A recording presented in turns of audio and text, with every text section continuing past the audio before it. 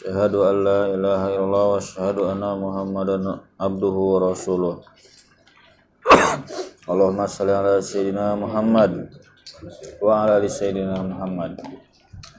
Rabbana zidna ilman nafi'a warzuqna fahma wasi'a wa amalan mutaqabbala amin ya rabbal alamin. 8:30 selesai ya. 9:10 selesai. Iya, salah. Sekarang berarti ya. Bapak-bapak yang dirahmati Allah Subhanahu wa taala. Tema kajian kita di malam hari ini masih seputar fikih jual beli dan harta haram. Bawa bukunya ya. Nah, coba halaman 1 sampai 24. Nah, dipegang gini nih. Nah, ya, 1 sampai 24. Nah, halaman 1 sampai 24. Oh ya. 124. Nah, itu sudah diterangkan ya, sudah dijelaskan. Nah, ini mumpung belum banyak, dibaca ulang, Pak. Belajar itu kalau numpuk nggak akan kekejar. Halaman 1 sampai 24. Nah, ini udah selesai nih. 24 bukan. 2. Ini heseknya nih. 23 maksud saya. Nah, halaman 1 sampai 23 udah tuh. Saya jelaskan. Nah, coba halaman 1 lihat. Halaman 1. Bareng aja lihat. Halaman 1. Biar interaktif ya, dibuka bareng gitu. Halaman 1. Aktivitas itu terbagi 2. Ada aktivitas ibadah, aktivitas non ibadah. Halaman 2. Nah, halaman 2 tuh intinya begini. Kalau soal ibadah harus ikut dalil ya. Kalau soal ibadah harus ikut dalil. Asal ibadah itu haram, dilarang. Kecuali ada dalil yang memerintahkan. Jadi asal ibadah itu harus ada instruksi.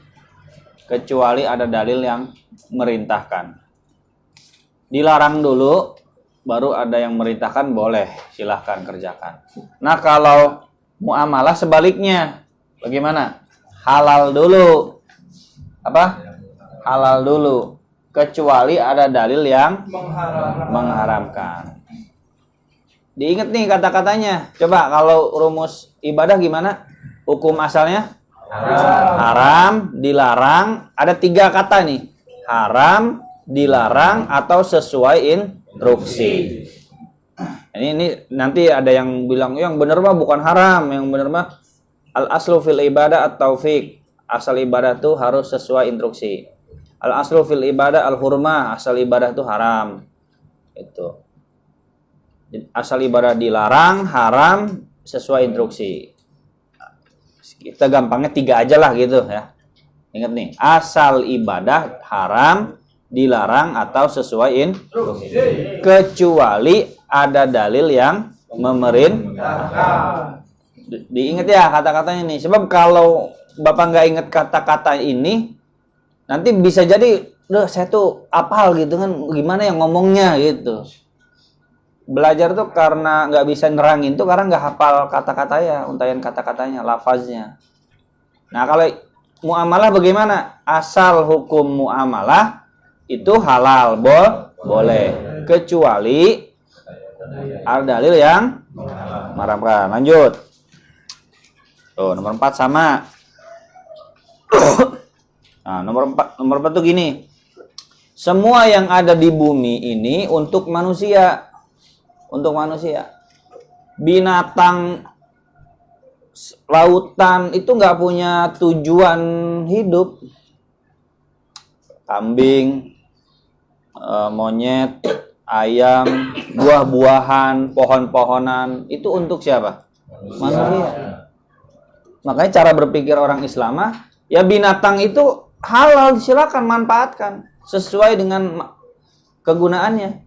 Kuda untuk ditunggangi, ya tunggangi dengan cara yang baik. Ayam untuk jadi konsumsi, dijual belikan, ya boleh disembelih. Itu cara pikir orang Islam. Nah, kalau cara pikir orang Hindu, binatang itu seperti punya tujuan hidup ya. Gitu. Sampai-sampai didewakan bahkan. Seolah-olah dia tuh dewa, penyelamat, lebih mulia dari manusia. Makanya nggak heran mereka tuh nyembah tikus, nyembah kera, nyembah sapi. Karena dianggap mereka binatang-binatang itu punya tujuan hidup, bahkan penyelamat hidup manusia. Nah, kalau orang Islam cara pikirnya dibalik. Yang punya tujuan hidup itu manusia. Hidup di dunia untuk beramal, mati nanti masuk surga atau neraka. Itu tujuannya mendapat ridho Allah. Nah, makhluk selain manusia ya, kecuali malaikat ya. Jin ada tujuan hidupnya, setan tujuan hidup menggoda. Maksud saya tuh binatang, tumbuhan itu tidak punya tujuan hidup. Kambing tuh nggak punya tujuan hidup. Untuk apa nih kambing? Oh, supaya mereka hidupnya sakinah, mawadah, warahmah, agar menjadi keluarga bahagia. Enggak, ya kambing tuh lahir tuh emang buat manusia, makanya boleh dimanfaatkan oleh manusia.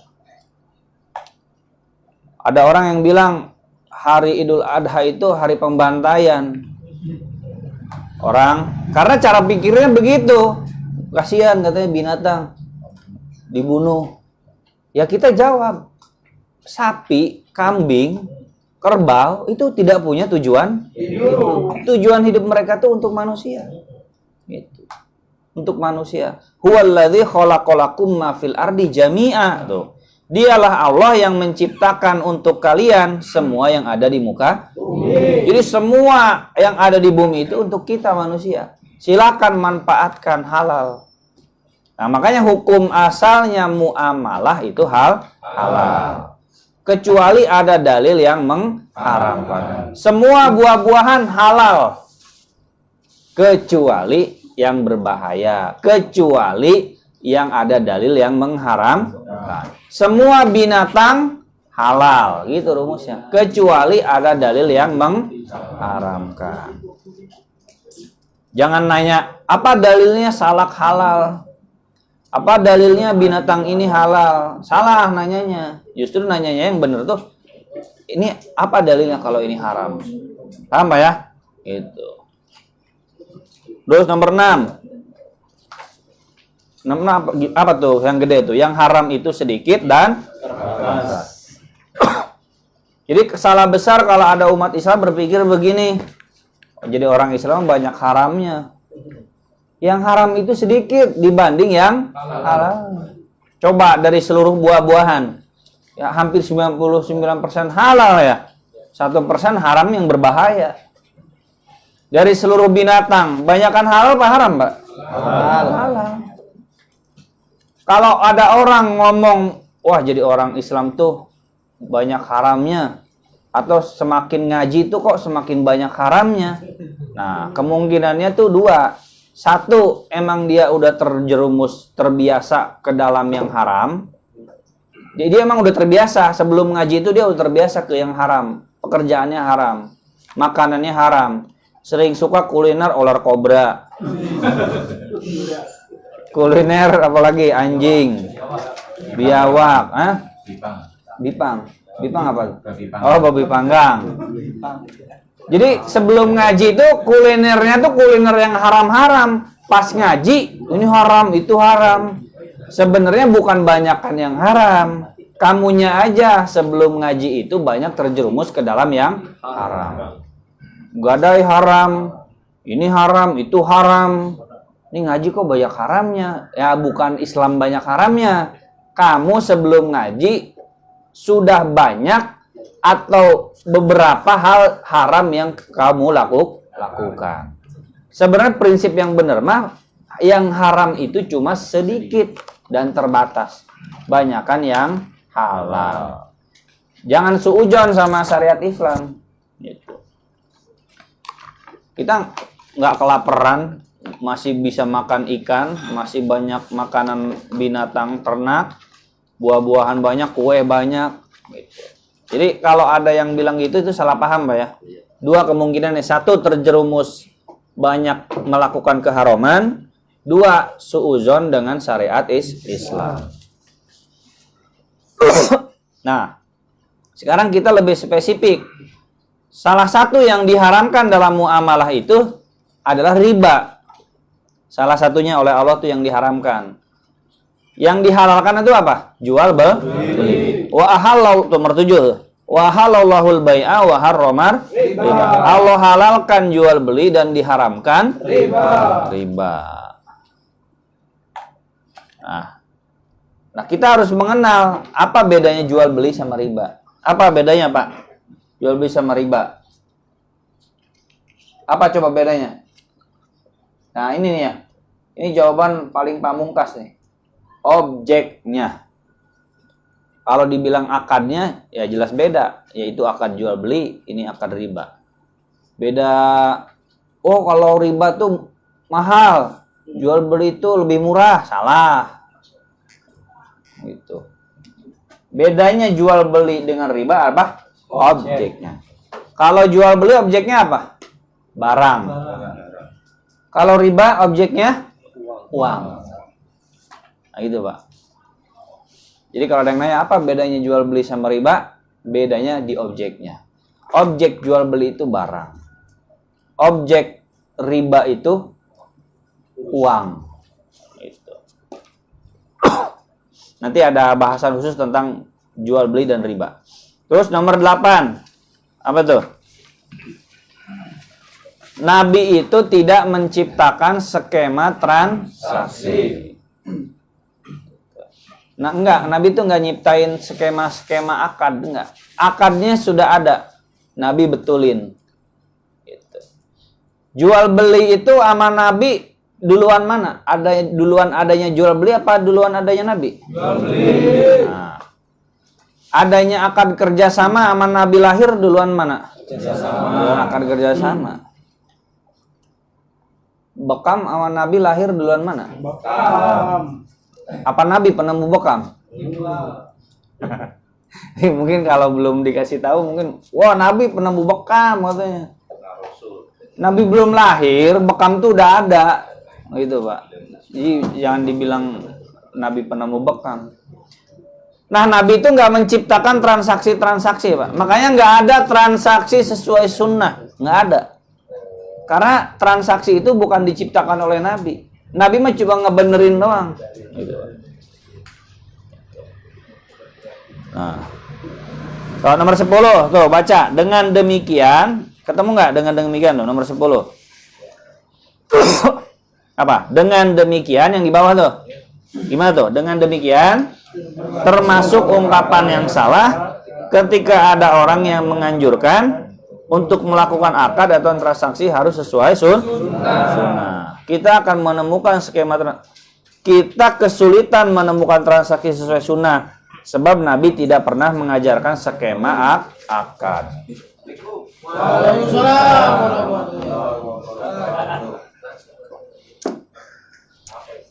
Oh ya.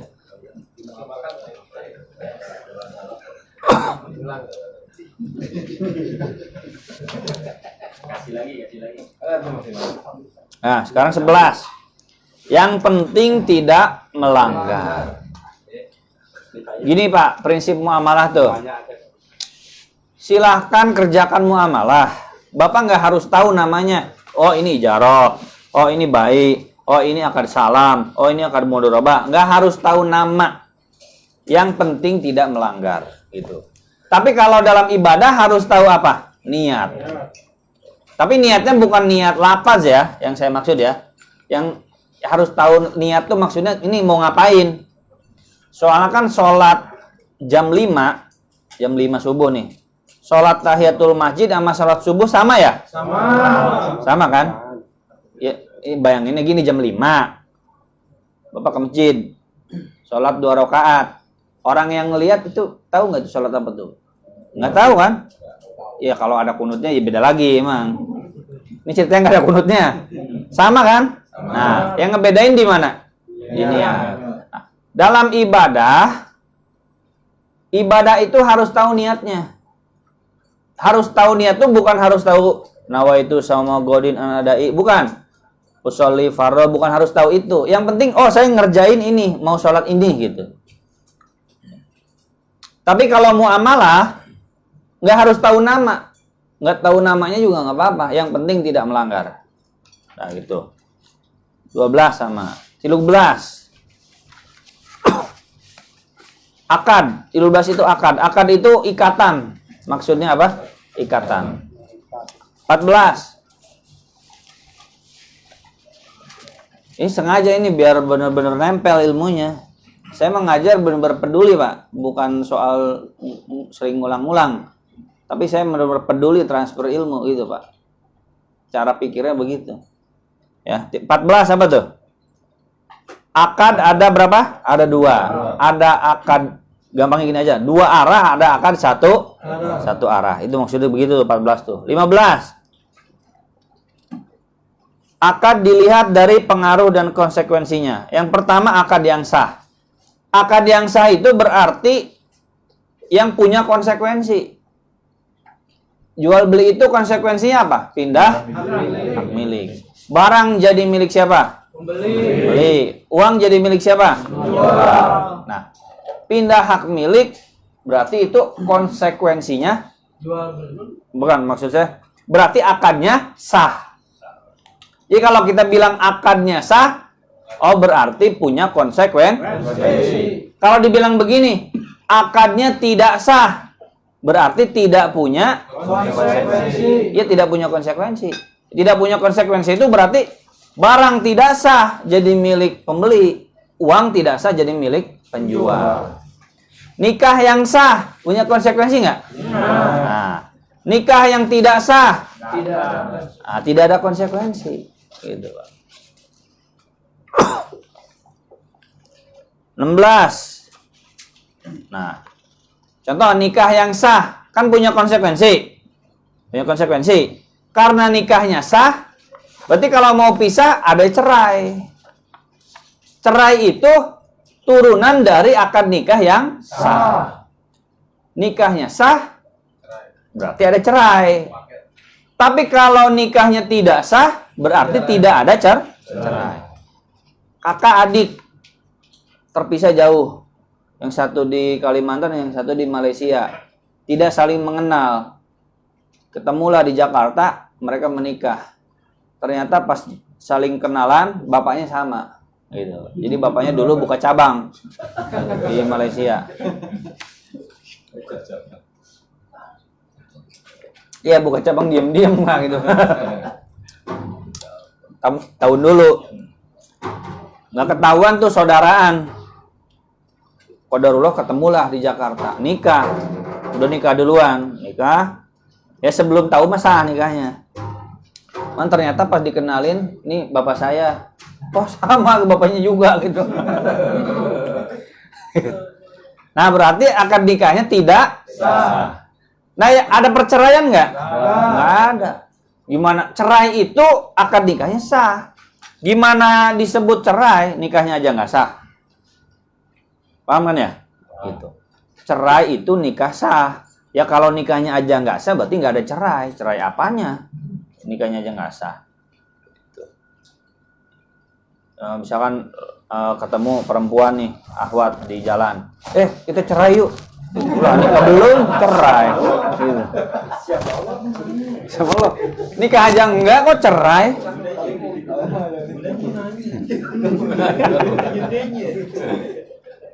Teh cerai yuk. Cerai, kapan nikahnya? Siapa lo? Nah kalau nikahnya nggak sah berarti bukan cerai, yang ada tuh dipisah aja. Pasah namanya, pembatalan akad nikah. Dibatalin bukan cerai. Nggak berlaku talak jadinya. Nggak ada talak 1 2 3. Talak 1 2 3 tuh bagi orang yang nikahnya sah. Itu, Pak. Sama nasab juga sama. Nasab itu kenapa nyambung? Karena nikahnya sah. Kenapa nasab tidak nyambung? Karena tidak ada pernikahan. Baik nikahnya sah atau tidak ada pernikahan. pernikahan. Anaknya ada, tapi tidak ada pernikahan. Atau tidak sah nikahnya. Makanya nasabnya tidak bersambung, tidak melahirkan konsekuensi. Kan nasab, tersambungnya nasab itu konsekuensi dari nikah yang sah. Saya nikah sama istri saya sah. Punya anak. Konsekuensinya salah satunya selain apa halal dan lain, salah satunya bersambungnya nasab. Gitu, Pak. 17. Pindah hak milik sejak akad. Ini. Pindahnya hak milik itu bukan soal dibayar, Pak. Pindahnya hak milik itu sejak akad. Jual beli walaupun belum dibayar, kalau sudah akad, sah, pindah hak milik. Serius, ini punya saya nih, sama Pak Adi di sini nih. Kita belilah, berapa? 5 juta. Oke, deal, 5 juta. Salaman. Ini nggak usah salaman juga, terserah ya. Ini jangan ngebayangin, jual beli itu harus salaman. Kayak akad nikah harus salaman, sebenarnya enggak. Fikih originalnya, akad nikah itu tanpa salaman, yang penting ucapan ijab kabul sah. Cuman pikir viralnya nih kalau nggak salaman, gua sah pasti itu ya. Ya coba aja nikah nggak, akan nikah nggak salaman. Kok gua nggak salaman katanya, sesat banget. Gitu. Jual beli sama nggak harus salaman. Kata Pak Adi, udah dibeli 5 juta, oke sip. Ini bukan janji, mau beneran akad ini. Kenapa bisa akad? Ya karena saya pemilik barang, barangnya juga udah ada. Gitu, saya punya barang, barangnya ada, halal manfaat. Dan Pak Adi, gue beli, ya udah deal. Udah itu sejak akad deal, berarti pindah hak milik. Walaupun Pak Adi belum bayar. Ya gini aja, Pak Adi hutang uang, nah saya hutang barang kalau belum diserahkan, gitu aja. Paham ya? Nah ini di kisah nomor 17. Contoh, nomor 17. Ada orang ke kantor. Bang, HP-nya bagus. Iya, 5 juta tuh harganya. Udah deh, saya beli deh. Ya udah deal ya, 5 juta beli, oke. Terus saya ambil uangnya dulu ya. Nah, si konter boleh nggak ngejual HP yang udah dibeli itu? Nggak boleh. Tapi karena belum dibayar. Iya, emang belum dibayar. Tapi secara fikih sudah pindah hak milik. Jadi kalau ada orang lain yang nawar 7 juta dah, nggak boleh dijual itu. Nggak bisa orang itu ditelepon, Mas nggak jadi. Nggak bisa, nggak boleh. Nggak bolehnya itu bukan karena itu udah ditawar, bukan ditawar, sudah dibeli, sudah akad gitu Pak. Gitu. Jadi akad itu memindahkan hak milik, gitu. Walaupun belum dibayar. Kayak mahar, mahar itu kan walaupun belum dikasih sudah sah nikahnya. Saya terima nikahnya dengan mahar dihutang, sah. Ya cuman malu aja gitu, nggak ada muka gitu. Nah ini nomor 17. Jadi HP sudah dibeli, sudah akad, berarti sudah pindah hak milik. Gitu. Nggak boleh dijual. Kita di WA-an juga sama saudara misalnya. Bang beli deh nih TV saya nih 32 inch nih, kurang gedein, saya pengen yang 50 inch buat nobar Piala Dunia. Foto. Berapa tuh? GoPay aja lah bang. Ya udah deal lah. Beli. Nah itu udah pindah hak milik itu. Berarti terikat itu. Yang ngejual terikat, yang itu terikat. Udah lazim mengikat kedua belah pihak. Nggak boleh dibatalin sepihak. Itu nggak boleh, nggak jadi. Oh nggak jadi ah. Sebenarnya nggak boleh. Kecuali kita ridho. Kita oh nggak bisa bang, harus beli. Kan udah akad. Paham ya? Nggak bisa dibatalin. Bisa dibatalinnya kalau ya udahlah, saya juga daripada ribut. Ya udahlah nggak apa-apa nggak jadi, udah batal. Paham ya? Udah mengikat. Itu mengikat harus bayar, ya. Ini ngikat jual gitu. Jadi TV itu udah pindah hak milik walaupun masih di rumah kita, Pak. Udah pindah hak milik, udah miliknya kakak berarti. Yang nawar, yang beli itu akad. Nah. Cuman kan akad itu kan ada 4 gantungan akad. Ada hak hiar, namanya hak apa? Hak hiar. Hiar itu ada 4. Hiar majlis, selama masih satu majlis nih, satu tempat duduk gitu ya. Hiyar majelis tuh kalau tempat duduk ya tempat duduk gini, atau kalau telepon masih komunikasi. Selama belum ditutup, walaupun sudah deal, udah beli ya, masih ngobrol nih, ngobrolin lain, misalkan ngobrolin soal kerjaan. Terus pas mau menit-menit terakhir tuh berubah pikiran, gue gak jadi deh, gak jadi beli. Nah itu boleh. Boleh itu bukan berarti saya nganjurin gitu, paham ya, dipahami nih. Bukan boleh nggak. Boleh dalam fikih itu ingat, kalau Ustadz ngomong boleh itu bukan berarti kata Ustadz boleh gitu. Enggak. Ya sholat pakai sarung doang ya boleh. Cuman bukan berarti Ustadz yang ngomong gitu terus Ustadz dianggap ngajarin, bukan begitu. Jangan salah paham ya. Kalau ada kata-kata boleh dalam fikih nih.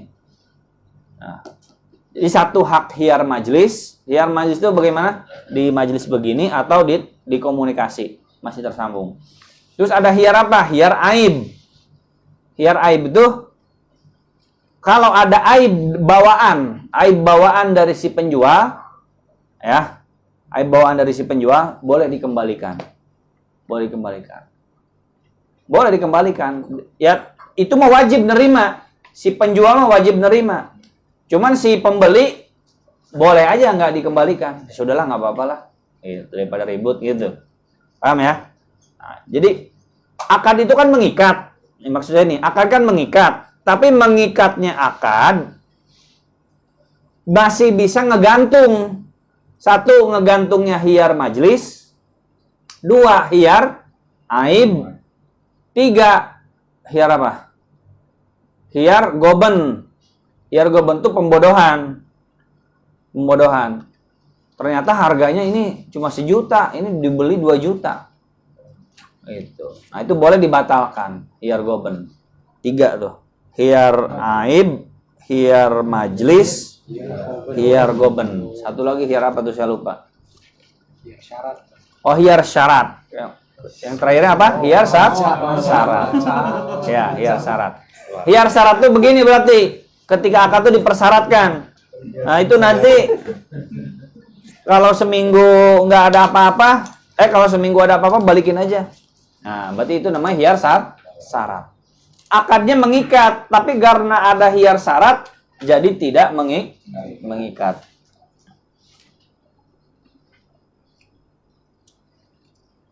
Ini poin pentingnya nih.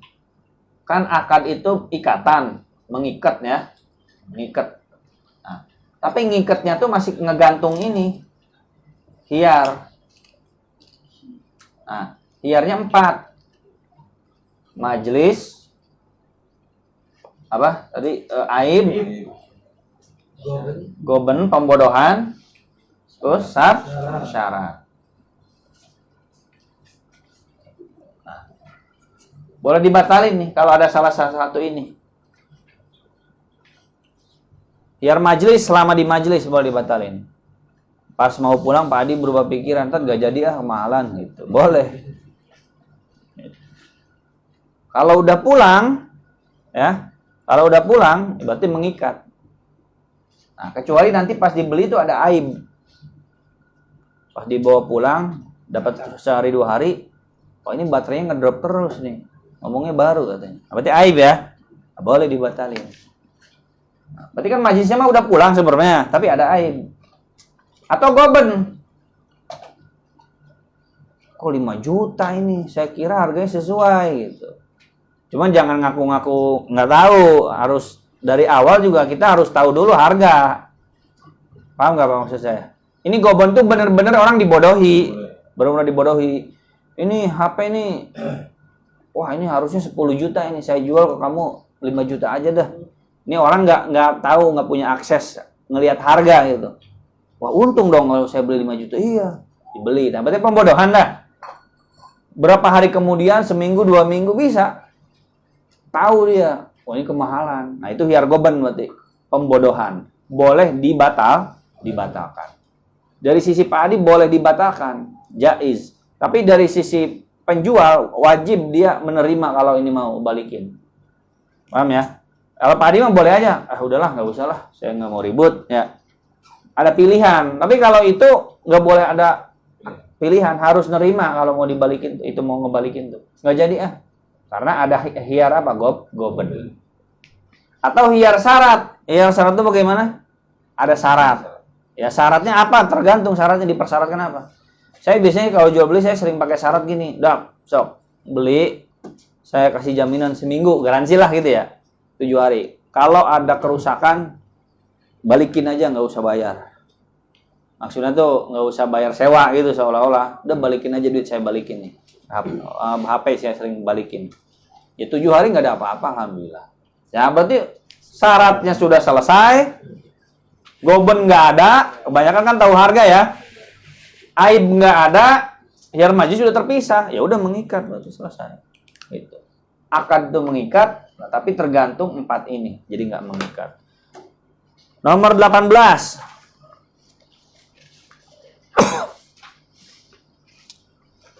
Nomor 18 sama aja. Nomor 19. Nah, apa nomor 19 tuh? Macam-macam akad. Akad apa? Muawadot, tabarruat, irfaq, akad apa? Tausikot, akad syarokah. Ingat dah ya. Akad minimal Bapak satu aja taunya. Satu contoh akad muawadot, contohnya apa? Satu aja. Jual beli. Ya, jual beli. Minimal itu. Kalau bisa perbanyak. 2, apalagi? Apa contohnya? Nah, 3 apa? Akad irfaq. Contohnya apa? Nah, minjemin barang. Isti'aroh tuh, minjemin barang. 3, 4. Akad apa? Tahu? Nah, akad tausikot ada berapa? Ada berapa? 3. Pertama, gadai. 2, kafalah. 3, domana. Akad tausikot ada berapa? 3. Akad tausikot itu apa? Jaminan kepercayaan. Jaminan kepercayaan itu ada 3. Gadai buat jaminan kepercayaan bukan? Iya, jaminan kepercayaan kan? Iya, fungsinya itu buat jaminan kepercayaan. Ya, ini kalau mau utang cair mana barang gadaiannya? Bukan buat dipakai, bukan. Disimpan. Buat disimpan sebagai jaminan kalau dia nggak bayar dijual ini gitu. 5 akad apa? Syarokah. Akad syarokah apa? Kerjasama. Nih kayaknya yang tahu sikot nih masih pada lupa loh. Wah, ini nih.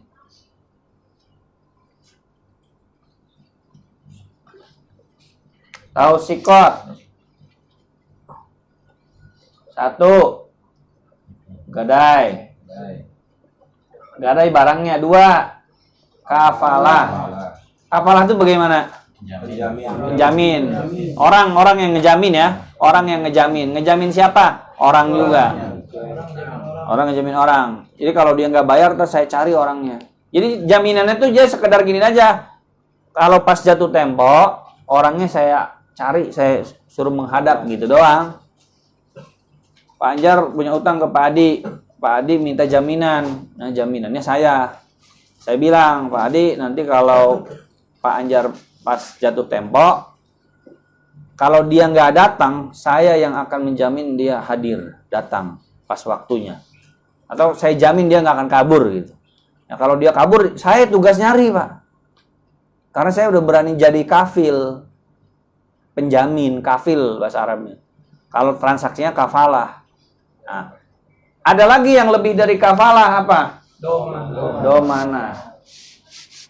Domana mah utangnya. Pak Adi kasih utang Pak Anjar. Kalau nggak bayar, ntar saya yang bayar. Tenang aja. Itu.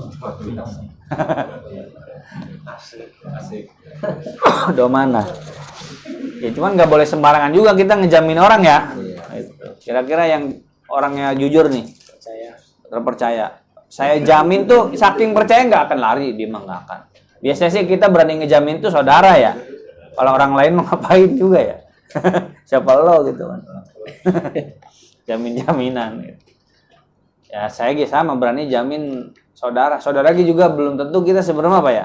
Belum tentu percaya ya. Nggak ada yang berani jamin domana tuh. Adik saya utang. Dah, tolong Pak kasih utang Pak, terus saya yang jamin Pak, kalau dia nggak bayar saya bayar. Ya ada sih. Kalau ke tetangga nggak mungkin lah, jarang. Nah ini nih, tahu sikot. 5 sarokah. Sarokah itu berapa? 2. Mudharabah dan musyarakah. Mudharabah itu 01 ya. Nah, 10 01 10. Musyarakah berarti ya enggak 10 11. Nomor 21.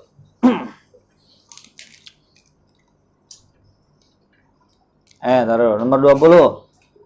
Akad yang memindahkan hak milik. Nah, akad yang memindahkan hak milik. Akad apa? Muawadot dan tabar.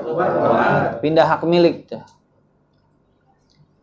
Akad yang tidak harus saling ridho. Tabaruah tidak harus saling ridho. Sedekah tuh nggak harus saling ridho. Jual beli mah kan dua-duanya harus ridho. Kalau sedekah mah kan yang ridho tuh yang pemberi aja. Yang penerima tuh nggak harus ditanya, kamu ridho nggak? Nggak harus. Ya lu mau ridho nggak ridho? Ya gue mau ngasih terserah gitu. Diterima syukur nggak? Ya nggak terima balikin lagi gitu aja beres. Nggak harus ditanya gitu, kamu ridho nggak? Jual beli itu harus ridho.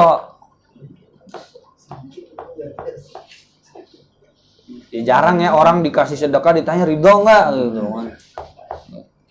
Kudu ditanya ridho malah nyampur kan gitu kan. Nyampurin ke Al Jamal ngantri gitu ya, dikasih zakat, dikasih sedekah.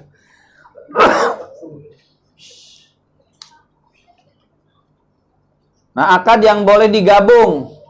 Akad apa? Tausik. Itu boleh digabung dengan akad lain. Nah, ini nih yang agak harus panjang nih. Nanti penjelasan tentang menggabungkan dua akad. Itu ada pembahasan khusus gampang. Menggabungkan dua akad. Ya kan akad tuh contoh yang nggak boleh digabungkan nih. Akad hutang digabung dengan kan akad hutang kan akad tabarruat ya. Akad hutang nggak boleh digabung dengan akad jual beli. Nggak boleh. Digabung maksudnya tuh jadi syarat. Jual beli itu jadi syarat akad hutang. Kalau mau minjem duit ke saya, bolehlah 50 juta saya kasih pinjam. Tapi nih motor saya nih butut nih, nggak kejual-jual nih, beli dah. Saya nggak minta bunga, nih beli aja motor saya nih, 5 juta. Nah berarti kan menggabungkan apa tuh? Menggabungkan akad hutang dengan jual beli. Nah pokoknya akad hutang mah hati-hati Pak, jangan digabungkan dengan akad muawadot. Hutang dengan sewa, jangan. Menggabungkan tuh maksudnya jadi syarat. Gitu. Kalau mau minjem duit, sewa rumah saya. Kalau mau minjem duit, beli barang saya. Beli dulu barang saya, nanti saya pinjemin uang. Kalau mau pinjem duit, nikahkan anak kamu ke saya. Kalau mau pinjem duit, kamu harus kerja di saya. Nah, dengan syarat digabungin ya. Dari awal digabungin. Nah, itu nggak boleh. Tapi kalau terpisah tuh, minjem duit dulu, nggak ada syarat apapun, nah, terus kesananya, tiba-tiba dia beli ke saya, boleh nggak? Boleh. Pak Dani pinjam uang ke saya, kayak kebalik ya, saya pinjam uang ke Pak Dani gitu kan. Saya pinjam uang ke Pak Dani, 20 juta misalkan, pinjam 20 juta. Pak Dani nggak mensyaratkan apa-apa, enggak. Yang minjem aja gitu. Udah selesai, berlalu 1 bulan, Pak Dani punya laptop. Boleh nggak saya beli laptop ke Pak Dani? Boleh. Wah tapi saya punya utang sama dia. Nggak boleh. Nggak kata siapa? Boleh. Yang nggak boleh itu kalau Pak Dani mensyaratkan. Kalau Ustadz mau pinjam duit ke saya, inilah beli laptop saya. Nah disyaratin. Nggak boleh kayak gitu Pak. Sama kerja juga. Kalau kamu mau pinjam uang ke saya, ada syaratnya nih, kamu kerja di saya. Kenapa Pak nggak boleh Pak? Potensi memaksa. Bener nggak? Orang kan mau pinjam duit, ya biar cair ya udahlah, ayo saya kerja sama kamu dah, gitu. Yang boleh tuh begini, nih saya pinjemin duit, ya ini mah nawarin ya, bukan jadi syarat nih nawarin. Biar utangnya cepet lunas, kerja di saya aja. Kan nanti kalau apa-apa bisa saya potong, gitu kan? Saya juga percaya. Tapi ini bukan syarat nih mah, kalau nggak mau kerja lagi saya kasih tetap. Ini mah ngasih saran aja. Oh gitu ya. Ya udah boleh deh. Nah, selagi tidak jadi syarat, boleh. Paham ya? Nawarin nih boleh. Nih kalau mau pinjam uang saya, nih beli dong nih motor saya dong.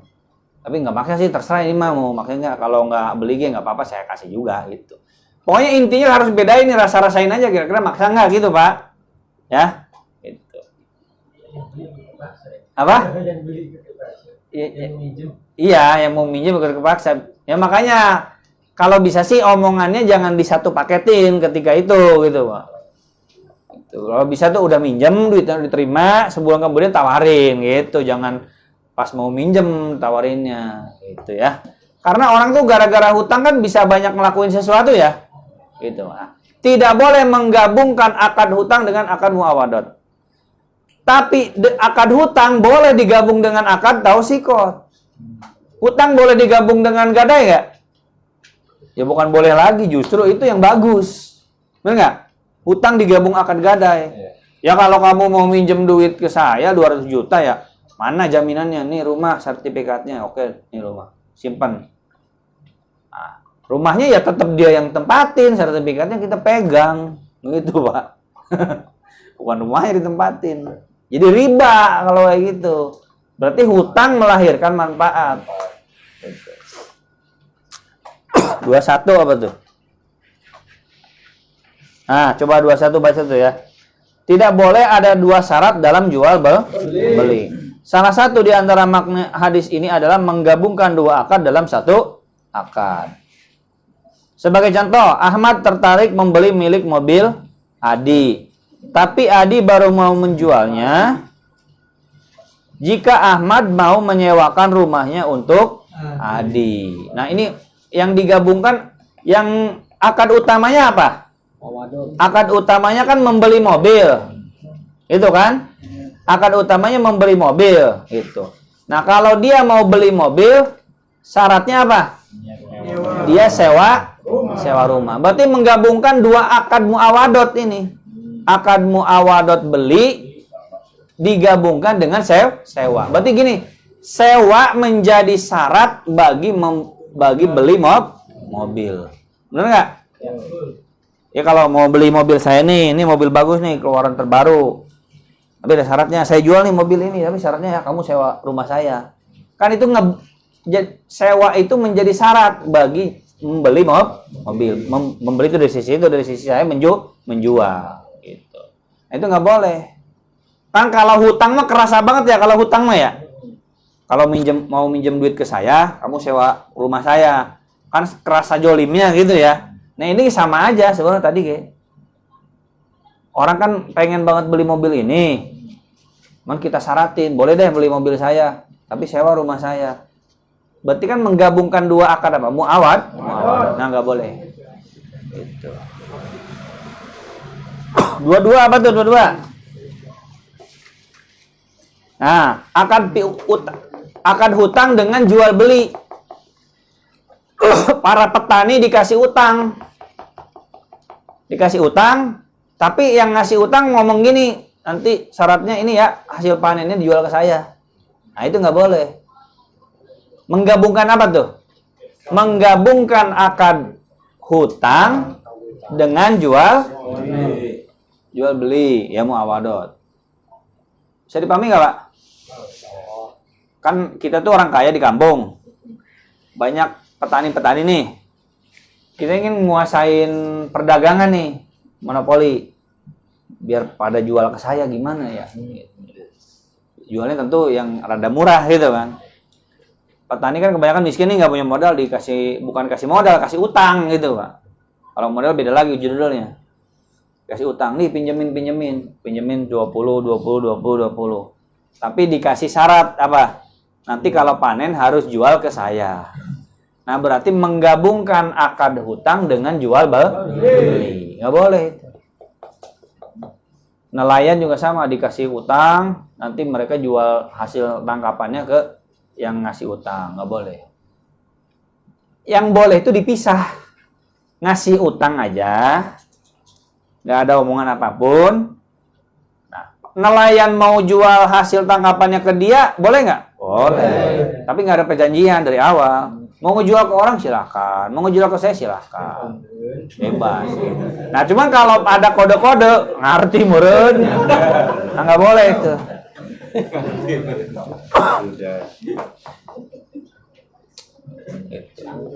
Paham ya? Gitu. Nah dua-dua yang kemarin tuh, ini kayaknya ngulang dulu biar nggak apa-apa lah, biar mantep gitu. Dua-dua apa tuh dua-dua tuh? Nah, akad dilihat dari keterikatannya. Akad ada apa? Akad apa? Lazim. Terus akad apa lagi? Jaiz. Nah, macam-macam lazim. Lazim sepihak. Lazim dua pihak. Jaiz juga sama. Jaiz sepihak. Jaiz dua pihak. Nah, contoh nih. Akad lazim yaitu akad yang mengikat kedua belah pihak sehingga salah satu pihak tidak bisa membatalkannya kecuali persetujuan pihak lain. Nah itu jual beli. Jual beli lazimnya berapa pihak? Dua pihak. Jual beli dua pihak lazim mengikat dua-duanya. Tapi mengikatnya tergantung yang empat tadi ya, yang hak hiar gitu. Bukan akad hiar, hak hiar. Jangan salah ngomong, akad hiar nggak ada akad hiar. Yang ada tuh hak hiar. Nah, jual beli lazim gitu. Termasuk sewa menyewa juga lazim. Sewa menyewa jasa barang lazim mengikat gitu Pak, nggak bisa dibatalin. Kalau udah dibayar, kita yang nyewa ngebatalin, nggak dibalikin ini nggak boleh. Kita udah nyewa tukang, nih Pak, bayar nih buat seminggu. Ya, dia baru kerja sehari, kita batalin. Nah, batalinnya tentu misalkan tanpa alasan gitu ya. Ya kalau ada alasan mah dia kerjanya nggak bener, hancur-hancuran gitu kan ya. Boleh kita batalin karena itu masuknya hiar aib gitu.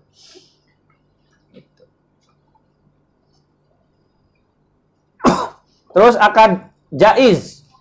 Akad yang bisa dibatalkan sepihak, bisa sepihak nih dibatalin sepihak. Gitu. Kalau akad jaiz mah sepihak, nggak perlu dua pihak. Gitu. Nah, contohnya nih. Akad lazim dua pihak, jual beli, sewa, menyewa. B. Akad jaiz dua belah pihak. Nah, akad jaiz dua belah pihak. B itu baca tuh, akad jaiz kedua belah pihak. Itulah akad yang bisa dibatalkan secara sepihak oleh siapapun pelakunya tanpa harus minta izin pihak lain. Nggak harus minta izin, ya langsung ngomong aja, batalin ah. Contohnya akad wakalah. Akad wakalah itu apa? Akad mewakilkan. Akad mewakilkan itu boleh dibatalin sepihak. Ini, Pak Adi, saya nitip uang nih. Tolong belikan baju ke Tanah Abang. Berarti akad apa tuh yang terjadi? Mewakilkan. Nah itu akad jaiz. Jaiznya dua belah pihak. Pak Adi jaiz boleh ngebatalin sepihak. Saya boleh ngebatalin sepihak. Tiba-tiba saya berubah pikiran. Pak Adi nggak jadi udah nggak usah dibeliin, boleh nggak? Boleh. Pak Adi nggak bisa ngotot, nggak bisa Tad, ini harus dibeliin juga. Lah gimana ceritanya? Akad wakalah itu sepihak, jaiz kedua belah pihak, boleh sepihak dibatalin. Dari sisi saya maupun si Pak Adi. Pak Adi boleh nggak ngebatalin? Boleh. Tad sorry ya, saya repot nih, nggak jadi. Saya nggak sempat ke situ, boleh. Ya cuman beda lagi kalau bicaranya akhlak, moral. Kan gak enak gitu ya. Ini beda lagi. Saya bicara hukumnya saya mah. Bukan berarti boleh langsung dipraktekin gitu kan. Gitu. Cuman kagak enak doang gitu. Wah, ya udahlah kerjain aja gitu. Sebenarnya boleh. Pokoknya mewakilkan itu boleh batalin gitu, Pak. Ngewakilin apapun boleh dibatalin. Dalam urusan ya tentu bukan urusan negara ya. Urusan negara kan ada tanda tangan, itu beda lagi itu. Terus apa lagi tuh? Akad musyarakah wadiah. Wadiah nitip. Gampangnya nitip tuh. Tuh, jaiz dua belah pihak. Nih, di sini nih. Di situ ada berapa contoh tuh jaiz dua belah pihak? Satu apa? Wakalah. Terus apa lagi? Musyarakah. Musyarakah tuh kerjasama. Akad kerjasama boleh dibatalin. Pak nggak jadi Pak, modalnya saya mau ambil lagi, boleh. Ya udah sekarang kan udah dibeliin, berarti nunggu bulan depan. Kan sekarang barang udah dibeliin, mah. Berarti nunggu bulan depan saya balikin modalnya gitu. Boleh. Dari sisi pengelola boleh dibatalin. Mas, ini kan kita perjanjian 2 tahun. Ya, cuman nih kayak saya udah punya modal lagi, udah punya modal sendiri. Udah saya batalin gitu. Boleh. Secara fikihnya boleh. Ya cuman nanti beda lagi kalau urusannya udah ada materai apalagi ke notaris gitu, Pak. Berarti urusannya mah hukum gitu, Pak. Kalau secara fikih mah sebenarnya akad kerjasama tuh boleh dibatalin. Ya tentu ngebatalinnya nggak serentak ketika itu juga gitu, Pak. Paham ya? Wakalah mewakilkan sarokah 3 apa? Wadiah nitip. Tuh. Ya nitip boleh dibatalin. Tadi saya nitip motor saya gitu. Tolong jagain nih. Saya mau ke WC dulu. Saya mau ke WC dulu misalkan. Gitu. Ya tentu selagi saya lagi pergi mah jangan ngebatalin sepihak, itu namanya nggak ngomong dulu, hilang nanti menimbulkan mudarat itu mah. Maksudnya selama masih ketemu saya, Pak, oh maaf nggak bisa saya. Misalnya udah deal, udah jadi, selagi saya belum pergi, sorry, saya nggak bisa nih kayaknya nih, saya ada sibuk urusan, boleh nggak dibatalin? Boleh. Atau saya boleh ngebatalin. Kayaknya Pak Adi fokus main game lu nih nggak fokus ngejagainnya. Pak Adi nggak jadi deh. Saya nitipnya ke yang lain aja, boleh. Namanya nitip kan nggak saklek, Pak ya, nggak harus nggak harus mau, boleh dibatalin, boleh nerima, boleh enggak. Jaiz kedua belah pihak. Sekarang lazim satu pihak, apa contohnya lazim satu pihak? Gadai. Yang siapa yang lazim? Lazim satu pihak, jaiz satu pihak. Yang lazim yang mana? Yang memberikan barang gadai. Lazim yang memberikan barang gadai. Yang nerima barang gadai lazim jaiz. Jaiz. Pak Adi nih barang gadaian saya, motor saya. Nah, saya nggak boleh ngambil lagi selagi utang belum ditebus. Nggak bisa gini, waduh motornya mau saya ambil lagi ya? Nggak bisa. Lazim mengikat bagi saya. Karena kan utangnya belum lunas ya. Ya motornya berarti ditahan. Ingat bukan dipakai nih, disimpan ya. Maksud gadai di sini tuh disimpan. Saya nggak boleh ngambil sepihak, lazim bagi saya. Tapi bagi Pak Adi jaiz nggak? Jaiz. Jaiz. Maksudnya jaiz gimana? Boleh dikembalikan. Boleh dibalikin. Ya udahlah, ntar gak apa-apa nih, ambil aja motornya. Kan hak dia ya? Hak dia. Ya emang motor saya, tapi jadi hak dia. Hak dia boleh balikin atau tidak. Ya utangnya tetap kasih. Belum dibayar juga nggak apa-apa, tapi motornya barang gadainya boleh dia nerima atau enggak, paham ya? Gitu. Walaupun dari awal ngomongnya ya saya pengen ada barang gadaian, ya, berarti dari sisi saya lazim ngasih barang gadaian. Ya kalau nggak dikasih barang gadaian berarti nggak cair utangnya gitu kan? Nah, udah dikasih utang, barang gadaiannya harus diserahkan. Nah nggak boleh diambil, berarti bahasa fikihnya begini, lazim dari sisi penggadai, jaiz dari sisi penerima gadai, gitu Pak. Nah, itu jadi serba-serbinya lazim dua pihak, lazim sepihak, jaiz sepihak, lazim sepihak, jaiz dua pihak. Kalau singkat lah, habis ini udah ya, gitu doang.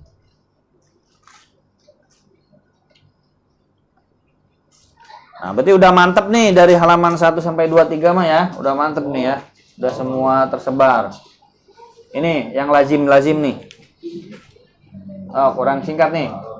Lazim dua pihak. Macam-macamnya. Lazim satu pihak. Jaiz dua pihak. Lazim satu pihak, jaiz satu pihak. Udah gitu, wallahu a'lam bishawab.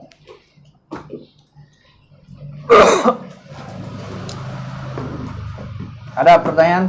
Kang Lewat? Kalau buka rekening, karena kami sih sebenarnya ada aplikasi namanya tuh Halo Bank.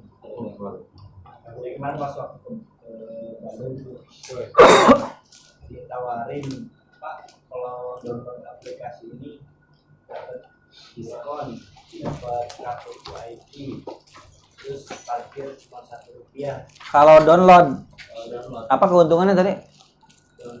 Ya. keuntungannya satu dapat kartu VIP. Kartu. VIP Terus? maksudnya bisa cepat aksesnya gitu. Download doang. Download doang. Nggak ngasih apa-apa.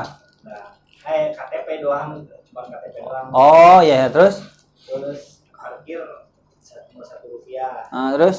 Terus dapat diskon kalau beli makanan di situ gitu. Terus? Itu boleh nggak sih? Nah, pertanyaannya bener download doang. Download doang. Ngisi saldo nggak? Ya harus yang kalau misalkan beli, tapi saya dapat 25.000 dulu, 25.000 poin tuh di situ. Dapat 25.000. Bentar, Pak Dani download langsung ada 25.000. Ada 25.000. Langsung dikasih duit. Ada poin bukan duit. Oh iya, ada poin 25.000. Nggak ngasih uang, nggak top up nggak? Oh gitu, terus dikasih hadiah-hadiah. Ya boleh, berarti bukan akad hutang. Aman ya. Kalau disuruh ngisi saldo, sebenarnya mah kan itu tuh suruh nginjemin duit.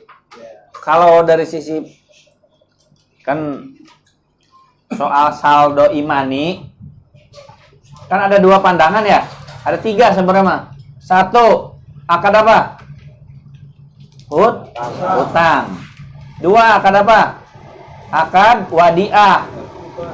Akad apa? Nitip. Nitip. Tiga, akad apa? Akad sorop. Sorop tuh akad tukar menukar uang. Nah, kalau suruh ngisi saldo, itu menurut sebagian ustad, berarti disuruh ngapain tuh pada itu? Disuruh ngutangin dia, nginjemin duit. Paham ya? Suruh nginjemin duit. Nah, karena pada nginjemin duit, terus dia kasih bonus. Nah, kalau itu sebagian ustad nih bilangnya itu riba. Pokoknya bapak-bapak top up GoPay, Dana, Shopee Pay, apalagi sih? Buka dompet kan di Bukalapak ya? Apa lagi? Oppo, e-wallet, pokoknya e-wallet ya, dompet elektronik. Kalau ngisi saldo di situ terus dapat diskon. Nah itu menurut sebagian para ustadz, Anda tuh sama aja meminjamkan uang ke mereka. Bayanginnya bukan Bapak doang, bayanginnya puluhan juta orang Indonesia ya. Coba kalau setiap orang 100.000 aja, kali 10 juta berapa miliar tuh? Nah, sama aja Bapak tuh meminjamkan uang ke mereka. Terus mereka kasih bunga gitu. Berarti riba tuh diskon-diskonnya, diskon ongkir, gratis ongkir, bonus GoPay dan lain sebagainya. Tapi kalau itu kan nggak suruh ngisi saldo ya? Ya itu berarti murni hadiah. Boleh. Oh iya, habis kan ngisi saldo sama kayak Oppo lagi gitu. Jadi pas saya mau beli nih, makanan kan udah habis tuh. Saya pengen dapat diskon, saya ngisi saldonya. Nah itu berarti ribanya di situ.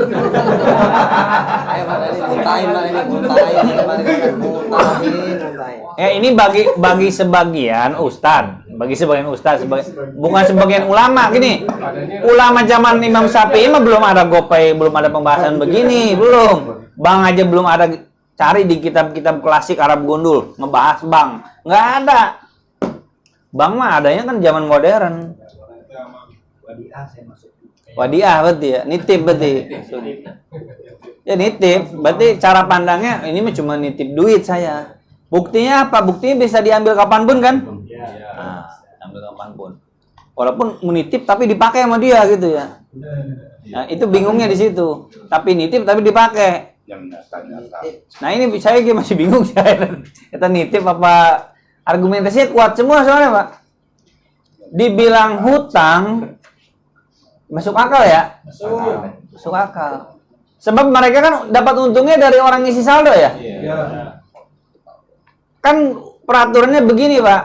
Bank atau elektronik bank gitu ya, e-money, dompet e-wallet, itu punya kekuasaan, kewenangan mengelola dana yang ada di dompet elektronik tanpa harus izin ke nasabah.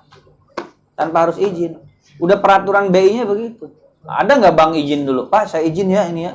Uangnya mau saya kelola buat ini. Nggak izin dulu. Ya pokoknya Anda nabung di saya, duitnya mau 10 juta, mau 100.000. Ya pokoknya duitnya udah jadi milik saya. Walaupun Anda bisa ngambil kapan saja. Tapi mereka punya hitung-hitungan. Yang nyimpennya 100 miliar, yang ngambil paling berapa sih? Kan gitu ya? Ada hitung-hitungan yang masih tersimpan gitu. Paham Pak ya? Nah, maka satu sisi sebagian ustadz menganggapnya ini akad hutang. Akad hutang melahirkan manfaat, kullu qardin jaronafan fahuwa riba. Tapi sebagian lagi enggak, bukan hutang itu menitip. Ya, orang saya tulisannya aja buku tabungan kok, bukan buku hutang ya. Kan buku hutang buku tabungan Pak? Ya, tabungan kan? Nitip bener. Enakan nitip sih Pak ya. Saya cenderung nitip sih, apa tergantung situasi gitu.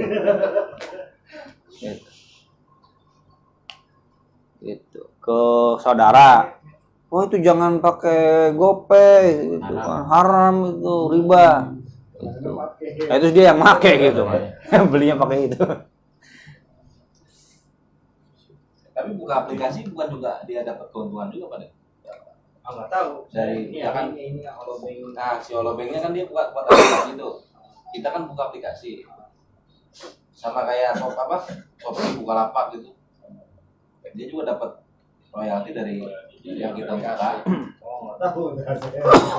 Yang maksudnya iya dapat untung, tapi yang penting gini, untung dari yang lain mah boleh.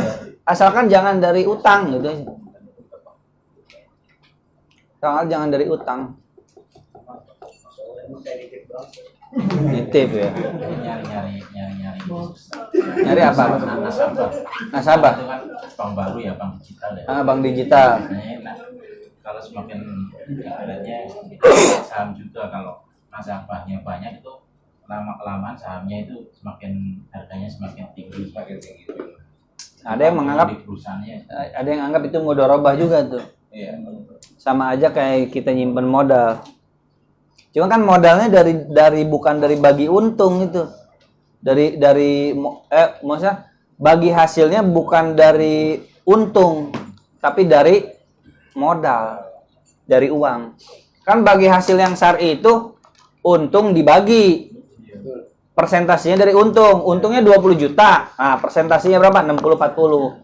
Bukan persentase dari modal. Saya ngasih modal 100 juta. Oke, berarti Anda dapat untung 5% dari modal. Nah, kalau persenannya dikali modal, berarti itu sama aja hutang berbunga. Tapi mudharabah yang syar'i itu bagi hasil dari untung. Untungnya dulu ada, Pak. Itu. Makanya kalau riba itu pasti persenannya dikit. 5%, 7%, 2%, karena dari modal. Benar nggak? Itu. Tapi kalau mudharabah itu bagi hasilnya dari untung. Makanya 60%, 40%. Coba kalau utang 40%, 60%, rugi ya. Ngasih modal 100 juta, bagi hasilnya 60% dari modal, rugi, bangkrut dia.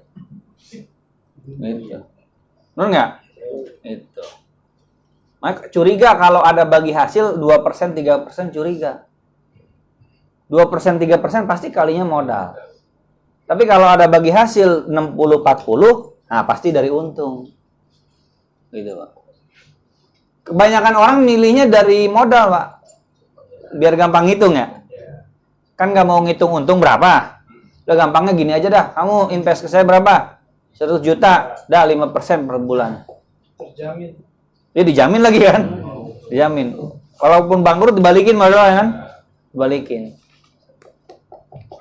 Ya berarti hutang itu bukan mudharabah, walaupun ngomongnya mudharabah. Udah gitu, ada lagi pertanyaan, Pak? Nanti saya belum memperdalam itu, saya tuh belum sempat memperdalam itu tuh. Nanti ada fikih imani, fikih uang elektronik. Itu lebih diperdalam itu nanti. Kita bahas tentang semua fikih elektronik. Kalau Pak PR fikih, fikih imani. Revolusi. Iya. Ada lagi pertanyaan, Pak?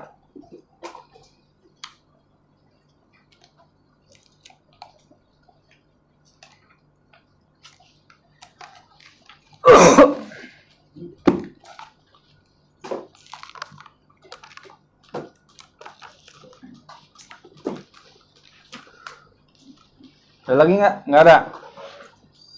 Ya udah kalau nggak ada mah, mohon maaf Bapak ya apabila ada kesalahan dan kekurangan. Adanallahu wa iyyakum ajmain. Wabillahi taufiq. Assalamualaikum warahmatullahi wabarakatuh. Waalaikumsalam.